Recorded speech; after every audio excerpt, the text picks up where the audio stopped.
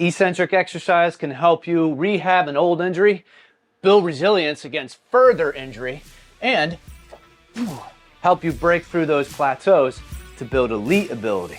But with great power comes great responsibility.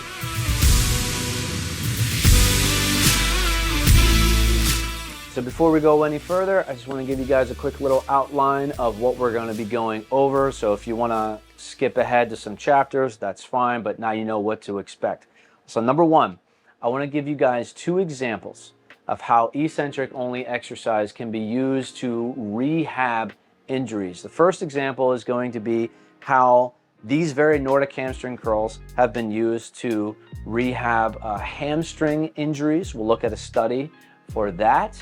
Then we will look at eccentric only exercises that have been used very commonly in physical therapy to help rehab from chronic medial or lateral elbow pain.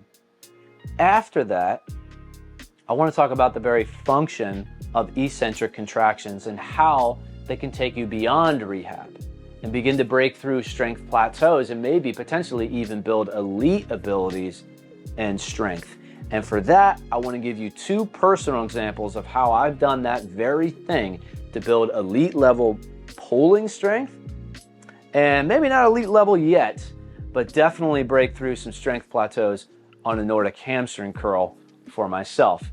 And then finally, I want to end with just a word of precaution so that you don't overdo it and avoid some of the mistakes that I've made in actually injuring myself using eccentric exercise. Okay, so let's get into it. If you were to do a simple Google search on Google Scholar or PubMed, you're going to find a ton of research out there that correlates increased eccentric hamstring strength and a reduced rate of injury. Interestingly enough, about 2 months ago, November of 2023, a new study was just published that took 60 patients after ACL reconstructive surgery. All of them went through traditional rehab, but half of them, the experimental group, went through rehab in addition to working on increasing eccentric hamstring strength via the Nordic hamstring curl. Here's what they did. In that group, again, in addition to traditional rehab, they would work on this eccentric portion of the hamstring curl. They would have their physical therapist pin their legs down, and then they would just come back up like that. So they wouldn't work on the concentric portion. They would no focus on exploding back up, just that eccentric portion there. Now, what they found was that the group that worked on not only just the rehab, but also increasing eccentric hamstring strength like that, saw a 10% increase over the increase that the control group was also experiencing. Now is within 24 weeks of the post-operative period. So if this is you, if you're in this situation, this might be something, if you're not already doing it, to bring up with your physical therapist, just to help you increase your strength and perhaps at an even faster rate. But let's see how this could also work for somebody who has chronic elbow pain, whether tennis elbow or golfer's elbow. You don't have to play those sports to have these injuries, but they're common in those sports. So that's what they're kind of named after. But again, let's say you have a chronic elbow in this lateral side. What's very commonly prescribed would be something like this: eccentric wrist curls. So maybe you place your elbow over like this and you lower the weight under control, and then you use your other arm to assist the concentric portion. So you're just stressing that eccentric portion. It's very common to see that prescribed. There's something about that eccentric portion. I'll be honest, I don't know if I understand the full mechanism of it, but it seems to be very therapeutic. And like I said, it is very commonly prescribed.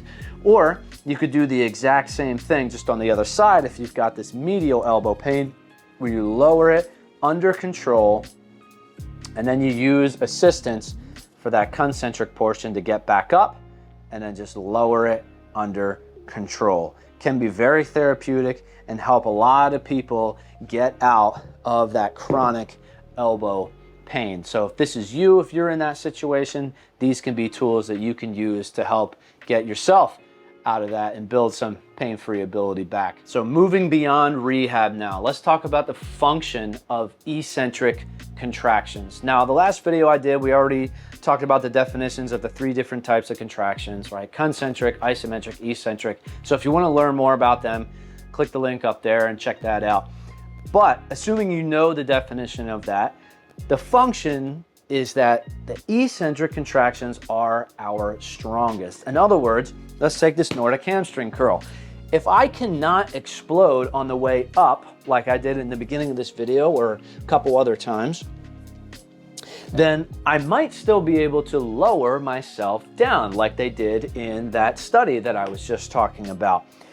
But through time, as you develop that eccentric strength more and more, you may be able to eventually earn that concentric portion, and then you can overcome the concentric. I had to do a slight cheat there. I've been doing a lot of takes of this, so my hamstrings are starting to get pretty tired, but you get the point. So you can overcome that eccentric portion and you earn the concentric portion. And that's where I think a lot of people stop with this exercise, but that could be a whole nother topic. The point being that if you can overload the eccentric portion of an exercise where you are strongest, then you can earn that concentric portion and help break through some plateaus and start building even some of that elite ability. For example, someone like Tyreek Hill, there's a viral video of him doing 9 reps like that. Now, that's not the only ingredient in the recipe for speed, but undoubtedly, if you can do Nordics as well as he is, you're on the right track for building that speed. But again, that could be a whole nother video. But let's talk about how you could use this for really anything. Right now, I'm currently doing it with, well, I did it in the last mesocycle. I was doing it with really heavy dumbbells. I would assist with one arm and then lower it under control, nice and slow, so that eventually I could earn the concentric portion and press that same amount of weight up without any assistance. Or let's say you can't yet do a pull-up. Maybe you can't pull yourself up, but you may still be able to, with assistance, jump up and then control the way down. And then over time, you get better and better at controlling the way down, that eventually now you earn that concentric portion. Okay. Now, this isn't always the case. Maybe the eccentric portion is still too difficult. There are other ways and other methods, and perhaps that could be another video in itself. But again, that's not really the focus of this one. Now, where I have used that to build some elite ability, I wouldn't say I'm elite in the Nordic hamstring curl, but by getting better and better at that eccentric portion, I am definitely continuing to make improvements. But again, where I have gained some elite strength would be in my pulling ability. In the past, I was doing a lot of one arm pull-up negatives. So I would assist myself with one arm and then lower myself under control with one. And over the course of several months, controlling this more and more and so I could even get to the point where I'm pausing at different places, and then just getting better and better at that eccentric portion. Eventually, I was able to earn my way to the concentric portion of that exercise. So using that method, I indeed was able to build some of that elite level strength. However, here's my word of caution. If you overdo it, you can injure yourself, and I have. I've injured myself a number of times, if I'm honest, doing that very thing. So I got it, the first time I ever got it was in 2011, about October 2011. Stopped really focusing on it, lost the ability, but then got interested, wanted to earn it back. So I did in about 2018. And when I got it then, I developed some really nasty medial elbow pain. So I had to take several steps back, rehab the area using a lot of the same exercises I was just showing you. But then once again, I didn't really learn my mistake, and it happened again about like like 2.5 years ago or so. This was like September 2021. Yes, this is about 2.5 years ago. And once again, had to take several steps back. And even just last month, it started to happen again. Not nearly as bad as that first time, but not really learning from those mistakes. And that was listening and respecting your body's pain signals when doing these types of exercise, because they can be very strenuous. Now, some experts will debate and will say that, hey, a subjective pain level of like 2 to 3, maybe 4 out of 10 is okay, but you need to monitor the long-term progress of what's happening. So if you're noticing over the long term it's getting worse, well then obviously you need to take it back. And that's what I was noticing with me. Like sometimes I do these exercises and the pain was, it was pretty minimal.